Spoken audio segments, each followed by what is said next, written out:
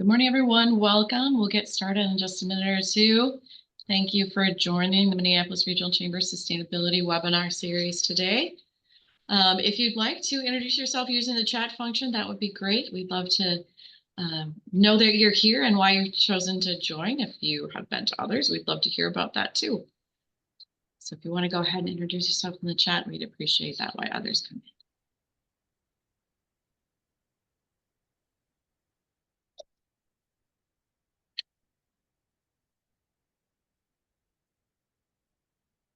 Great. Welcome, everyone.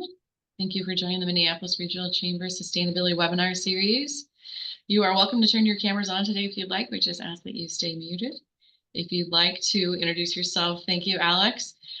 In the chat, we'd love to hear from you while you're here. If you've been here before, thanks so much. Appreciate it. We'll give people just a little bit more time.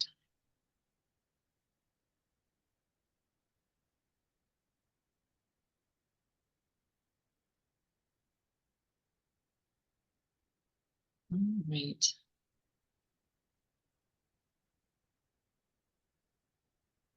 Good day. All right. Francis, what do you think? Do you want to get started? Oh, hi, Amy. Yeah, nice to see you all. Okay, we'll get started. Love seeing old friends in our chat.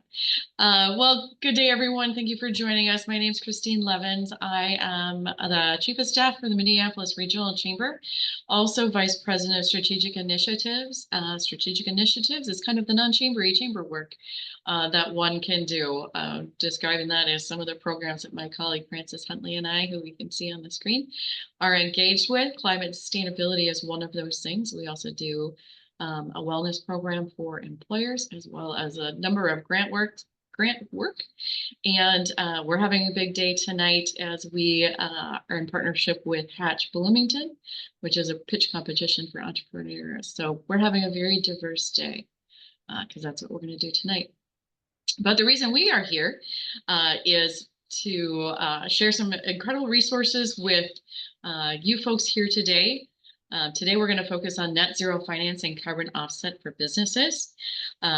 We are glad that you are here. This is our fourth webinar so far this year. We plan to have at least another two, and we're excited to bring this work forward into 2025. We are able to do that with the help of our sponsors, currently Xcel Energy and Sunrise Banks. We appreciate that work and kind of believing in something new, so thank you for that. And today with us, we have Lauren Wildenborg from Sunrise Bank, as well as Andy Carlson, and then Michaela New from Green Cities Accord. We're going to start just by giving a little bit of the background of why the Chamber is engaged in this work. We're going to go forward then, and we're going to ask our panelists here to share just a little bit about their mission and vision. I think you'll understand quickly how this aligns. And we'll go from there. We're going to hear from both groups. And then we will have a fireside chat style. So we will leave at least 15 minutes at the end for questions. So please scratch them down, drop them in the chat. I'll do my best to capture them as we go. With that, so the Chamber has had a long time tradition of trying to support sustainable solutions, prioritizing in the area of sustainable commuting, but also realizing that it is a mission and a path that a lot of organizations are currently on. The Chamber is one of those organizations. A year ago, we decided that we wanted to try to figure out how we could reduce our own footprint. We engaged in a year-long process with WSB and really learned a lot about how our organization, which is relatively unique, could approach and reduce our own footprint. Much like some of your organizations, I would guess it is a priority, but it's really something hard to shepherd when it's no person-specific job, that it reaches across a lot of verticals. So that's one of the things that we really have started to work on. It's taken a lot of kind of data gathering and benchmarking. That has been an absolute challenge because we have had consolidation, we've had different locations, we all had the pandemic. So getting that data baseline has been really challenging. But in all of that, we've realized that we should be sharing our journey, sharing those resources that businesses of all sizes have access to, pulling them into one place and creating a space for folks to answer questions pardon me, ask questions, get answers, regardless of their journey. So if you're thinking about ways that you can, make some impact in your small business, your restaurant, a large campus, we're trying to be as comprehensive as possible and bring those things forward. So with that, thank you for joining us. All right, we have our speakers, which I've already introduced, Michaela, Andy, and Laura. We're going to get started in just a second, but I think we'd first like to hear, a little bit about your mission and vision and how it aligns with kind of the work and the journey that the chamber's on and how you're helping others. So, Michaela, do you feel like you want to go first? Sure, no problem. Thank you for having me. Michaela New with Green Cities Accord. Green Cities Accord is a nonprofit organization focused on increasing funding and investments in the urban tree canopy, benefiting our cities and the people who live in them. Urban trees, we know, are a powerful tool to fight against climate change. They enhance environmental resilience, improve public health, and create more livable, sustainable communities. And we are committed to fostering public-private partnerships for the continued expansion and protection of our urban tree canopy infrastructure.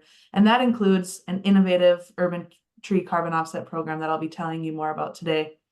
And this is to ensure the growth and preservation of our urban trees to better the lives of people living in cities and for future generations.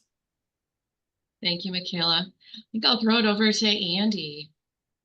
Yeah, thanks for having us today. I'm Andy Carlson. I'm a commercial lender here at Sunrise Banks. I've been here for 13 years now, and I'm on this panel today because I'm the net zero expert. So Laura and I are rolling out a net zero loan program, and so we just wanted to talk about that, and we're excited about it. So Sunrise has always been a mission-driven bank and has had a focus on sustainability.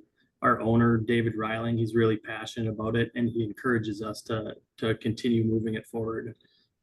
We're a B Corporation, the only B Corp bank in Minnesota, and the only B Corp of any kind in South Dakota. We're also a member of the Global Alliance for Banking on Values, and David is the board chair of that. And there's 70 banks over 40 countries trying to create more socially responsible outcomes in banking. So do a lot. Yeah. Thank you, Andy. So hopefully for those of you who have joined us, gives you a little bit of level set on why we've invited these folks to the conversation, recognizing that everyone's sustainability path can be very, very different. And you can do that. You can do those offsets in the way that you choose to invest. So I think with that, we're going to throw it over to the folks from Sunrise. Laura, I think you're going to lead to share a little bit about their initiatives and outcomes. So with that, I'm going to go on mute and go off screen and throw it over to Laura. Thank you. Thanks, Christine. And before I start my presentation, I'll just introduce myself. I am the VP of Strategic Lending at Sunrise, helping to drive our mission as a community development financial institution, as well as our net zero lending strategy. And we made a net zero commitment back in 2019 through the Global Alliance for Banking on Values. So that started with calculating our carbon footprint, and it's really led into this new product suite of net zero banking we have today. And then we also set a sustainability statement where we're really tying in our mission to empower financial wellness with environmental sustainability so that we can support and empower individuals, businesses, and communities through innovative banking solutions that prioritize financial inclusion, environmental stewardship, and social equity. So from there, I will share my screen here.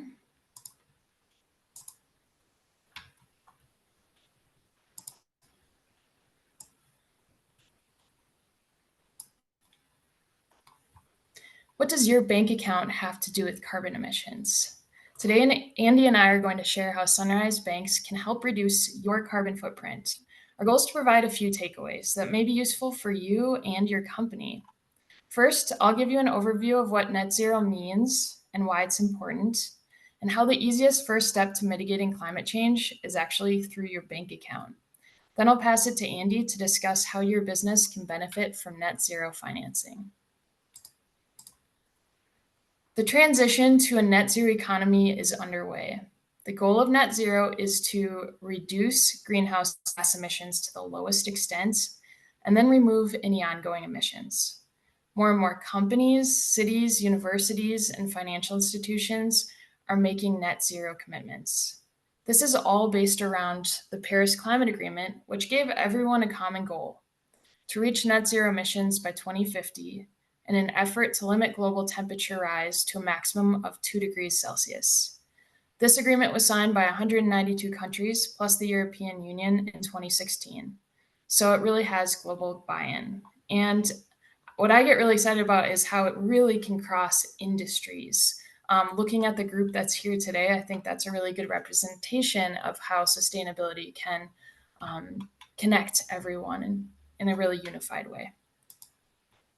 So pivoting into the private industry, the number of companies on the Forbes 2000 list that have made net zero commitments grew from 20% to 50% over 3 years. Net zero has become essential for businesses due to a few factors. So first, customers are demanding it. In fact, according to a McKinsey study, they're willing to pay 5.5 times more for a sustainability marketed product than a traditional one. Then there's climate risk, which can lead to financial loss. For example, an increase in severe storms, flooding, and drought has been affecting supply chains or threatening buildings and other business assets. And finally, climate regulations are common globally and starting to make their way to the US, such as climate disclosure guidelines released by the SEC. However, getting to net zero is challenging. It's perceived as complex, expensive, and risky. As you can see on the graph, while 50% have made the commitment, just 4% have a quality net zero pledge in which they meet the minimum requirements laid out by the United Nations Race to Zero guidelines. So this indicates that many companies are just looking for a place to start.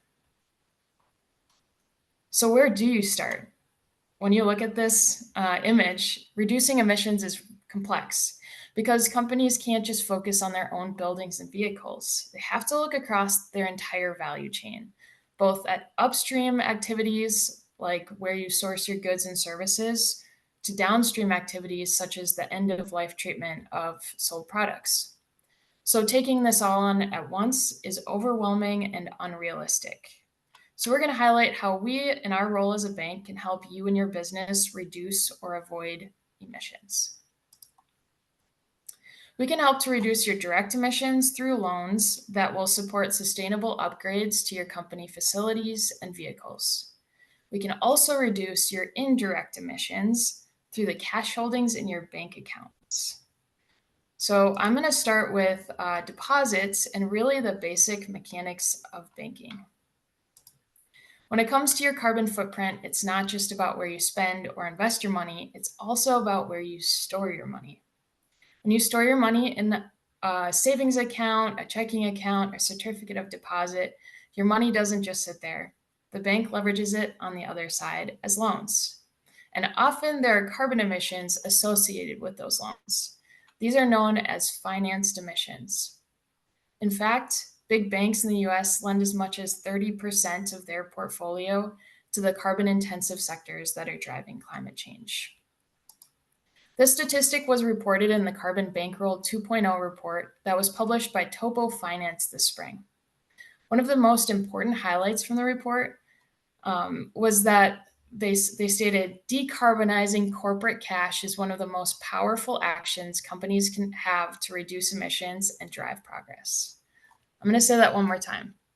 Decarbonizing corporate cash is one of the most powerful actions companies have to reduce emissions and drive progress. So this is where Sunrise Banks comes in. At Sunrise, we're offering net zero banking, a solution that goes beyond divestment from fossil fuels to investment in decarbonization.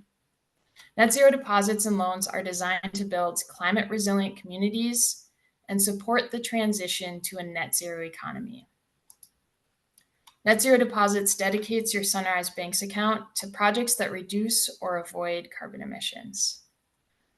Types of net zero projects include energy reduction and efficiency upgrades, clean energy, green buildings, and clean transportation. Net Zero Deposits are available for both business and personal accounts, and you have the choice to sign up for a checking, savings, or certificate of deposit. In summary, net zero banking reduces emissions in two main areas. Net Zero Deposits reduces your indirect emissions related to your cash holdings, and net zero loans can be used to reduce your direct emissions from your company, facilities, and vehicles. So now I'm going to pass it over to Andy to talk about net zero loans. Yeah, thanks, Laura. So yeah, the net zero deposits that Laura just talked about will be used to finance net zero projects. So these are commercial projects in Minnesota that include renewable energy, energy reduction such as insulation, HVAC, windows, LED lighting, solar arrays. It also finances green buildings for remodels or ground up construction. Those green buildings would be third-party certified and have to meet certain national or international certifications. And then we also do electric vehicles as well. Lots of times these projects have high upfront costs, but are cash flow positive in the long run and have long-term benefits to you and the community. Sunrise wants to help you guys meet your net zero goals. And to do this net zero program, we can potentially offer reduced interest rates on deals that qualify. So we're hoping that can really help people make it to the next level.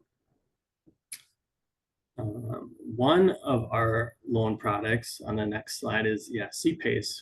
That stands for Commercial Property Assessed Clean Energy. It's for energy efficiency upgrades and renewable energy projects on commercial buildings in Minnesota. So projects include HVAC, mechanicals, LED lighting, EV charging stations, solar arrays, even indoor air quality now and storm water control measures qualify. So there's a lot of different projects that qualify. CPACE has a lot of benefits. One of them is we can finance up to 100% of eligible costs. And it's those projects that I just mentioned, but it's also the supporting costs. It's permits and designs and electrical upgrades to support the systems.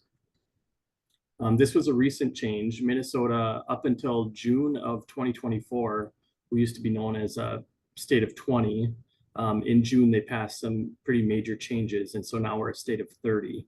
And that means a 30-year repayment on a loan and up to 30% of the value of the property. Before, it was limited to 20-year repayment and up to 20% of the value. So we think this is going to make a lot of projects feasible. Going forward, we expect to see a lot more PACE loans in Minnesota because of this change. The interest rate is fixed for the full term of the loan. So if it's a 30-year term, it's a 30-year fixed rate, which is a really great benefit. And CPACE, it works where the loan is paid back through a special property tax assessment. So it'll show up on your property tax statement as a special assessment, and it's repaid just like your property taxes.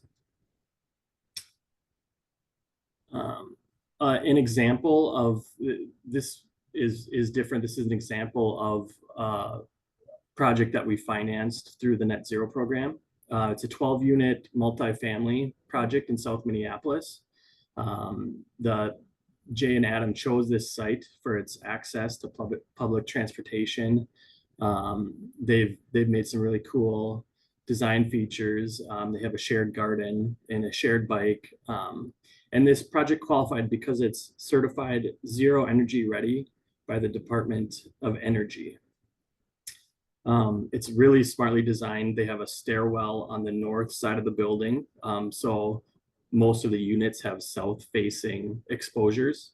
It's all electric. It's got high efficiency windows and appliances. It's just a really great project overall, and we were glad to be a part of it.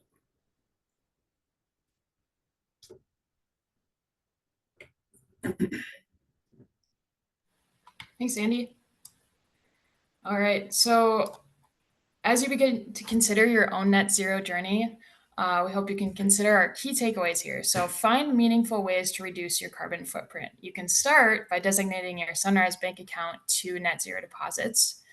And then you can also identify sustainable upgrades for your business and reach out for net zero financing to see if your project qualifies for a lower interest rate. So feel free to check out our website to sign up to learn more. And if you want to connect with us and nerd out about sustainability, feel free to connect with us on LinkedIn or email us. Thanks so much for your time. We are really looking forward to our panel. I'm loving the nerd out. That's fantastic. Thanks to you both. I know I've got a couple questions that I will probably end up bringing forward shortly, but wanted to again put your questions in the chat. We'll have time to get to it, and then let's just kick this over to Michaela. Why don't you tell us about the work at Green Cities Accord? Wonderful, thank you. Are you seeing my presentation? Yes. Great. Well, thanks again for having me. I'm Michaela New, Director of Programs and Operations at Green Cities Accord, and I'm really excited to be with you all today to tell you about the work we're doing to grow climate resilient communities in the Twin Cities metro area with carbon offsets. Green Cities Accord is a nonprofit organization now focused on increasing investments in the urban tree canopy infrastructure. We were formerly known as Green Minneapolis, as some of you might be aware, and earlier this year we changed our name, refined our mission, and extended our geographical reach across the Twin Cities metro and beyond. And we did so because our urban forests across the state and even nationally are in decline. And we thought we could use our organizational expertise to develop public-private partnerships to address this very issue.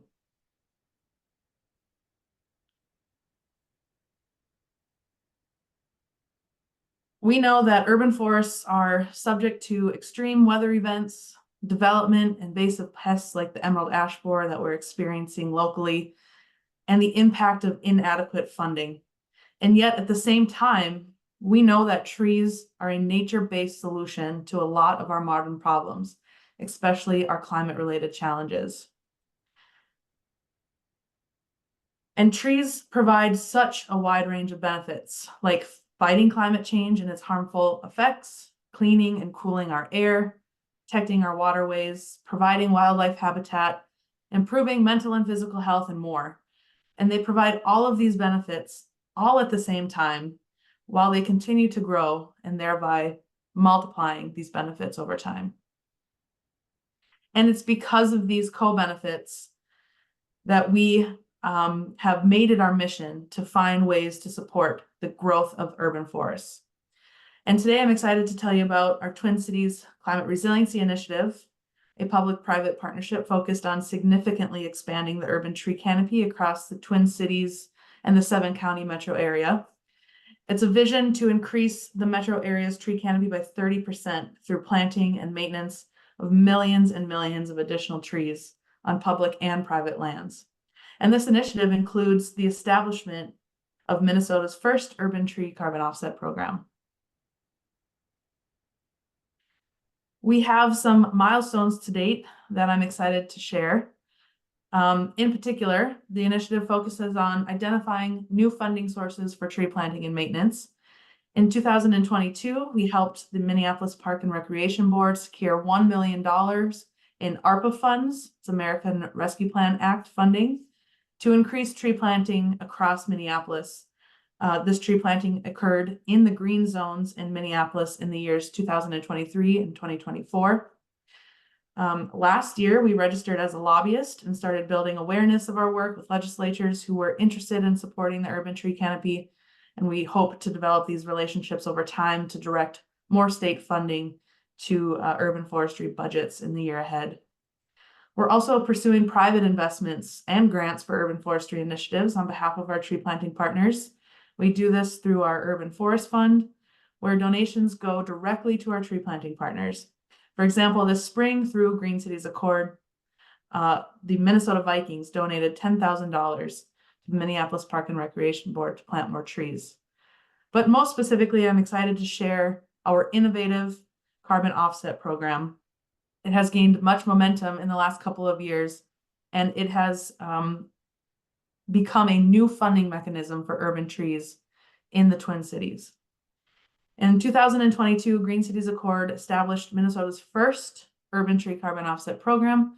That first pilot project was done in partnership with the Minneapolis Park and Recreation Board, and we also partner with a nonprofit carbon registry called City Forest Credits. And since then, we've registered 5 total projects between our partners. That includes the Minneapolis Park and Recreation Board, Hennepin County, and the City of St. Paul. This urban tree carbon offset program allows trees recently planted by our partners or trees recently protected by an easement in urban areas to be enrolled with the carbon registry. The carbon stock that the trees will sequester over the project duration is quantified, and the derived carbon offsets are then sold to companies who can utilize these high quality removal offsets in their carbon footprint reduction portfolios as they work towards environmental sustainability or net zero goals. We've developed a program model that increases capacity for all participating in the program. We assume the pivotal role of project operator, which includes taking on all project administration and ultimately overseeing the sale of the carbon offsets released to the project.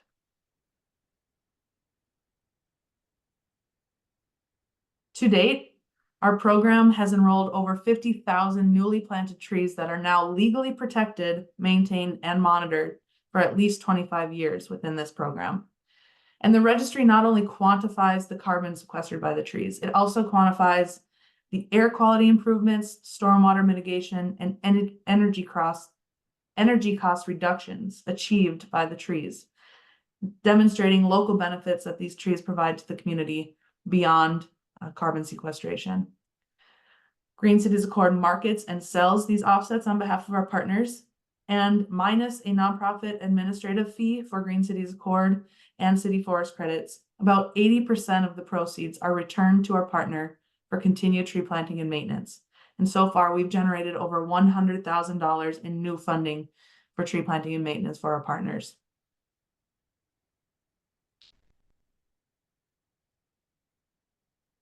Organizations interested in taking local climate action and directly contributing to the health and well-being of your community purchase these offsets because they value not only the carbon reduction represented by the offset, but also the benefits provided to our urban residents.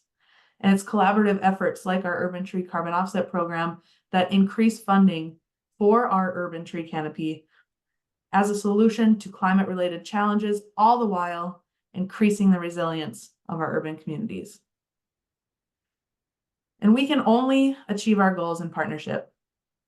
Please reach out if you're interested in supporting the Climate Resiliency Initiative of the Twin Cities, whether that be through investments in purchasing of carbon offsets to utilize as part of your sustainability goals, donating to the Urban Forest Fund to directly support tree planting, or supporting the work of Green Cities Accord. We're happy to explore all levels of participation with you, no matter where you're at on your sustainability journey. And please don't hesitate to reach out. You can learn more at our website, and please feel free to connect directly with me. And I will also leave my info in the chat.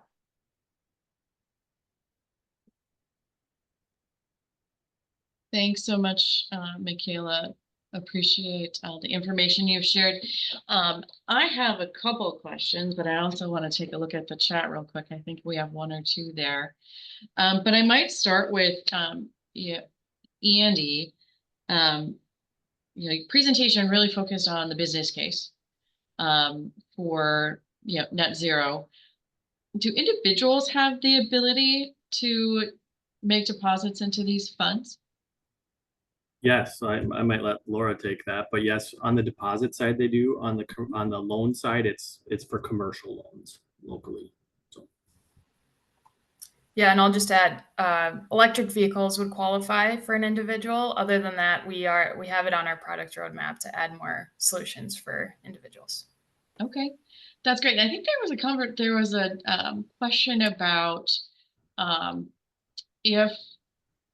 if there is, what happens to the loan if a property is sold? So if you funded a project using net zero financing and the property is sold because it is, my understanding is engaged with a tax assessment, how is that managed? Yeah, so it is an assessment on the property, so it sticks with the property. So if a property is sold, the buyer would then inherit the CPACE loan. There's room for negotiation in transactions, and I'm sure if the buyer doesn't want to take that on, they could require that the seller pay it off. But yeah, typically, even in a foreclosure situation, the PACE assessment sticks with the property. So. Okay, hopefully that clarified, answered your question, Kevin. Others feel free to drop into the chat. Michaela, for you, we mentioned you purchase carbon offsets. I don't, and I'm just going to be myself right now. I don't understand how big a unit might be. How is that actualized? Great question. 1 carbon offset is equal to 1 metric tons of carbon. So you can look at your footprint over time, understand the metric tons of carbon in which represents your impact, and then purchase offsets to work against that footprint. Okay, so when you are, I'm just going to walk myself through the mental process. So it sounds like we need to do a little analysis to figure out what that volume might be. What's a good resource for businesses? And maybe a follow-up question is, what size business tends to utilize this type of service? Like, first of all, how do you figure it out? And then, what size businesses are starting to utilize these offsets? We are working with businesses small and large, those who are purchasing 6 offsets to those who are purchasing thousands and thousands of offsets. You can engage with Green Cities Accord no matter what size your footprint is.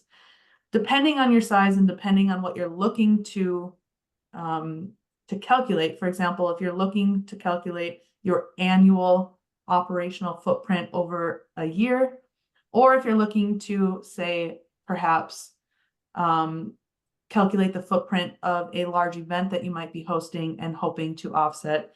There are different online calculators, and I have those that I can share depending on what you're looking to calculate. There have been a lot of online calculators that have been useful to many entities in calculating a footprint, but beyond that, there are many environmental consultants, especially locally, that we've connected with, who can also be a wonderful resource in assisting you in determining your carbon footprint. That's really helpful. And maybe my follow-up question, because you mentioned events, what are the intention or the reasons that businesses are purchasing these offsets? My mind goes directly to, travel, like some of those offsets, but you mentioned events, so that's kind of piqued my curiosity. What might be another occasion or two in which you would want to purchase an offset? We've seen companies who host annual conferences interested in offsetting that particular event because it's something that is outside of their business as usual. They know that the event itself has a large impact on the community and where it's hosted. The footprint is larger than, again, business as usual. And then they have travel to and from the conference. And so that is one example of a way that offsets have been utilized, where you can look at kind of these one-off events that go above and beyond your kind of general footprint, where you're going to have unavoidable carbon emissions. You have made an impact in that local community, and offsets are a way to reduce that impact and support local community initiatives. Thanks. That really helps, I think, with my understanding and hopefully others. This is a question, I think, probably for both of you, but maybe start with Andy and Laura. You shared your geography as the state of Minnesota in South Dakota.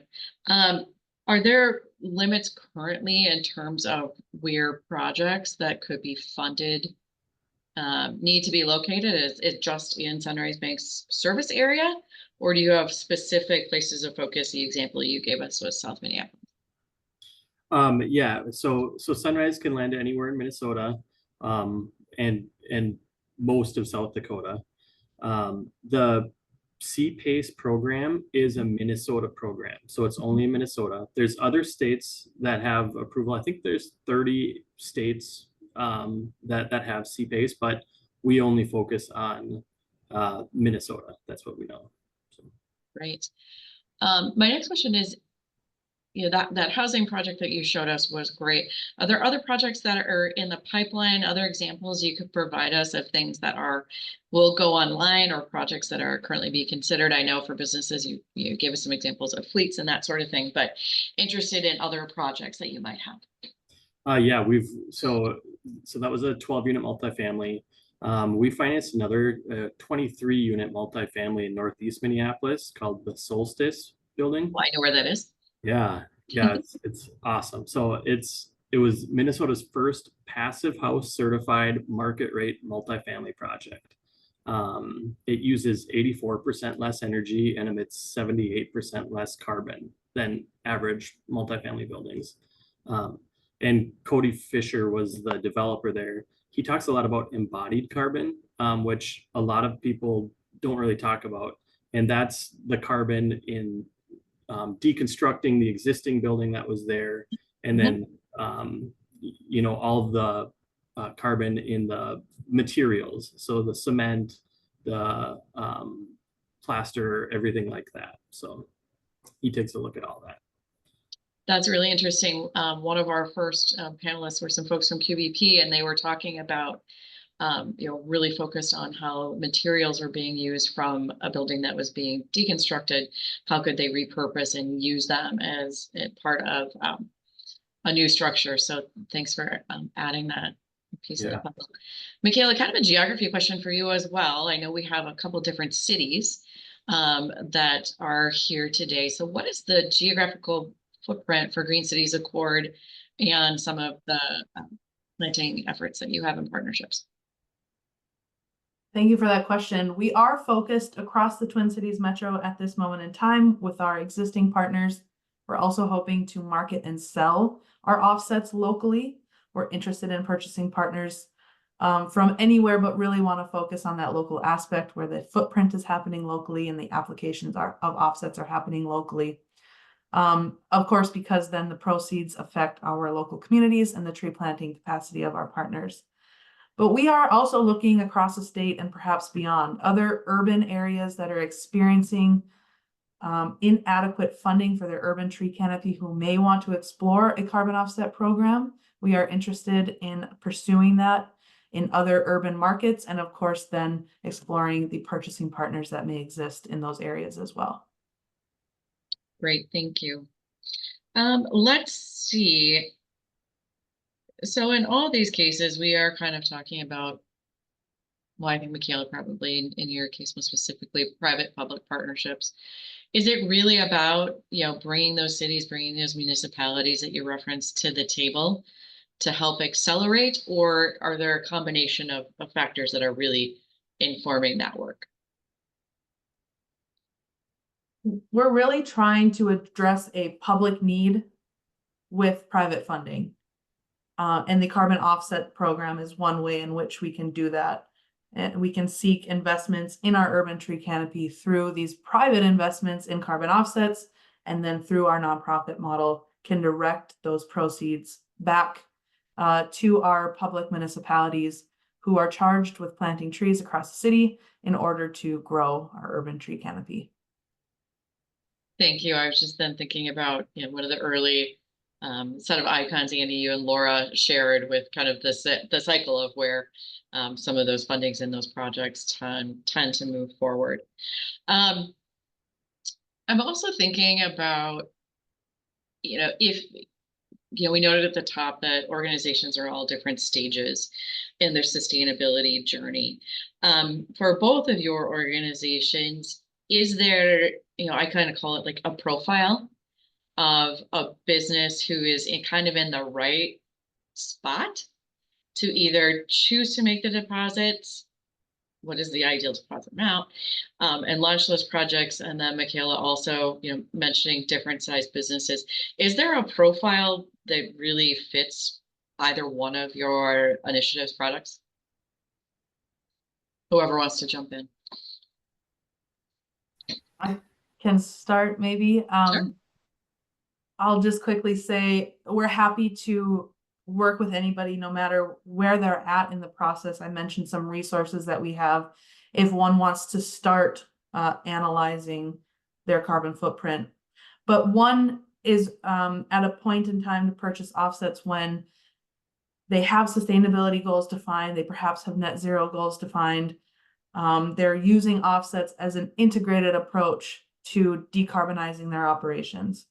We understand that in order to do so, to reduce your carbon footprint, there's a lot of research, analysis, and implementation that can be costly and take a lot of time. So the purchase of offsets can be a good way to take action now in a more timely and affordable manner, and utilize those offsets as just part of your portfolio to reach your sustainability and net zero goals. When it comes to bank accounts, I guess everyone needs a bank account. So that's a pretty easy button to push. And then when we think about sustainable upgrades, so often it's going to help save you money in the long run. So if you have an older building, my house is 100 years old and there's no insulation in the walls. So if I were to do that, that could reduce my energy usage every year, and that would start paying off pretty quickly. So that's how I think about it, is start with the simple things, and then that can progress to these other solutions as well.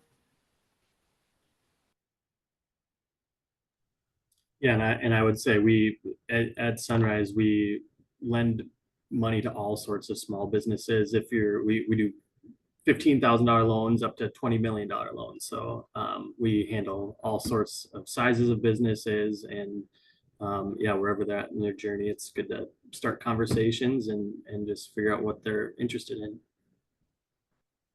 Thank you. One of the other questions I've had, and you may or may not have direct answers to this, but what recommendations might you have for folks that are starting on a journey, need to stay on track? I mean, you've kind of done this in different ways across your organizations, but any thoughts on, what success might look like, or how to keep people on the tracks? I know that's one of the things that we're talking about a lot internally.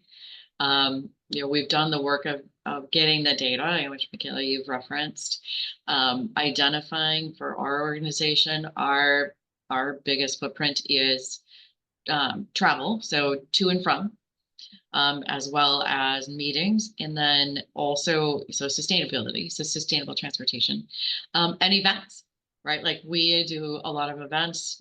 How are we going to manage waste? How are we going to manage use of water? For example, one of our little check the boxes is please don't set 600 glasses of water on a table, right? Crafts of water on a table will help us, reduce, that kind of impact and usage. So you may or may not have an answer, but suggestions for kind of holding the path on a journey. I would say from our standpoint, just making it a part of your business and keeping it part of your mission statement. At Sunrise, it's like we talk about it so much. It's who we are. It guides our decisions we make every day. So and then as far as projects, I would say talk to your accountants. They'll know about tax credits and accelerated depreciation and those types of benefits. Or talk to Excel or your contractor for rebates and stuff like that. And then I know, for people really early on, not sure what to do, the Minnesota Chamber actually has an Energy Smart consultation that's free to Minnesota Chamber members. So I know at Sunrise, we used it for one of our properties just to kind of see what it was about and everything. And it was pretty cool. They walked through the space and just gave us some small ideas on how to save energy and stuff like that. Yeah, that's absolutely a wonderful program and a great resource. I know that with the city of Minneapolis, in partnership with the chamber, did what they call an ETAP program, but basically it would bring in a representative from a center for, I can't come up with it, CCE. CCE and CE, Energy and Environment. Thank you. But come in to kind of do that assessment to see this is where, if it's specific to lighting, where you can get rebates for your lighting while also just looking around the room to say, it looks like you just replaced that water heater. Is that, did you just install, some new hardware on your dishwashing system if you're in a restaurant? So there are a lot of different paths, and I think that's really some of the work that we're trying to capture and bring forward. Michaela, any thoughts from you about staying on the path? I won't be particularly skilled in answering this question, other than, again, there's a lot of resources online, those platforms that can help not just determine how to analyze your footprint, but to track and report on it over time, including local sustainability consultants who can work on that, work on your footprint and recommend areas in which you could make change. One local entity that we have a close connection with is Native Sustainability. They'll look at all the different streams that contribute to your footprint and work on ways in which you can make reduction and then perhaps ultimately offset any remaining footprint. That's great. And I think that kind of may tie into this question that Jacob has put in the chat. Michaela, is there a way for purchasers of carbon offsets to monitor the short-term and long-term benefits and the effectiveness of their carbon offsets? Jacob, great question. With our registry, City Forest Credits, they have a very transparent way in which that they report on these projects and ultimately the offsets that you purchase. You will be able to learn about the carbon sequestered by these projects over time and the value of those ecosystem services that I mentioned, both ecosystem and monetary value of these trees related to stormwater, heating and cooling costs, and air quality. Besides that, Green Cities Accord is transparent about the proceeds that go back to our tree planting partners. We're really wanting to highlight the amount of funds that we're supporting our tree planting partners with through the purchase of carbon offsets, and then ultimately the trees that get planted with those funds. And these metrics can be a way in which you can measure the effectiveness, but then ultimately perhaps share your story with your constituents about the impact that you're making locally through the purchase of these carbon offsets. That's great. I think we might open it up to the broader group. We've had some questions get popped in, but we also like to leave a little bit of time for sharing resources, information, where you may or may not be on your own journey. I see a hand up, but I can't see your name. Go ahead and jump in, but interested in what others are doing, experiencing, what some of those resources might be. Alex. Yeah, hi. Sorry, I had a question for the Sunrise team really quick. So love the loan program for some of these impactful sustainability initiatives. Do you help your clients kind of quantify the savings that these projects may provide? Or like what resources do you give to them to understand if we invest in this by getting a loan through Sunrise Bank, it will reduce our carbon emissions by X amount next year, X amount the following year, so on and so forth? So we don't really have someone on staff to do that, but all of these PACE loans require an energy audit to be completed. And so as part of that energy audit, it'll show you the savings, or if you're doing like solar array on your roof, your contractor will have the layout of the costs, the savings, everything like that, and the return on investment. Got it. Thank you. Part of the process. Others who want to jump on? There's 23 of you here. Kind of jump in and share.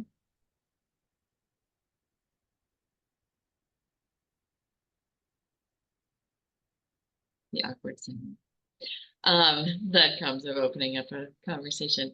Well, I think, one of the things, if others don't want to jump in, one of the things that we are really trying to do with this program is to do exactly what we're talking about here, to bring the opportunity to hear from folks that are in this space, that have the resources from businesses. We mentioned, quite a few here and quite a few tools. We know that there's just so many, and that's part of the reason we've kind of taken this step to bring things together. Is, again, the chamber thinks about their our own journey and where we can have impacts, but part of that we really made a conscious decision was to share those things, and share those points as we've done our own considerations. So I might just pause just for another minute and see if anyone wants to jump in to share any resources they've used or experienced. And if we feel like we've done the work, we can kind of pull up our closing slides and get you back into your day. So I'll pause for just a second, see if anybody wants to jump in.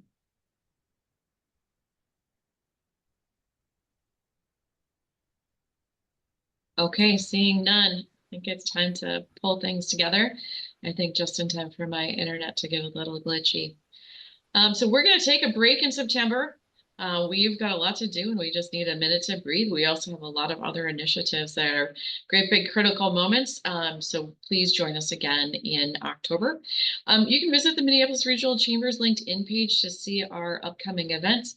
We do hope that you are subscribed to our insider newsletter that does a lot of that same work. We have a lot coming up and we would hope that you would all engage with us again. And hopefully come back and see us again in October. And again, we will have this webinar posted on our YouTube channel. We will share the slides. And with that, as the slide says, thanks for joining us. And thanks to our panelists, Michaela, Andy, Laura, Francis, thanks for running things in the back. And we will see you all again when it is truly fall. Thanks, everyone. Have a great rest of your day. Thank you all. Thank you. Thank you for organizing. Thank you. Thank you. Bye-bye.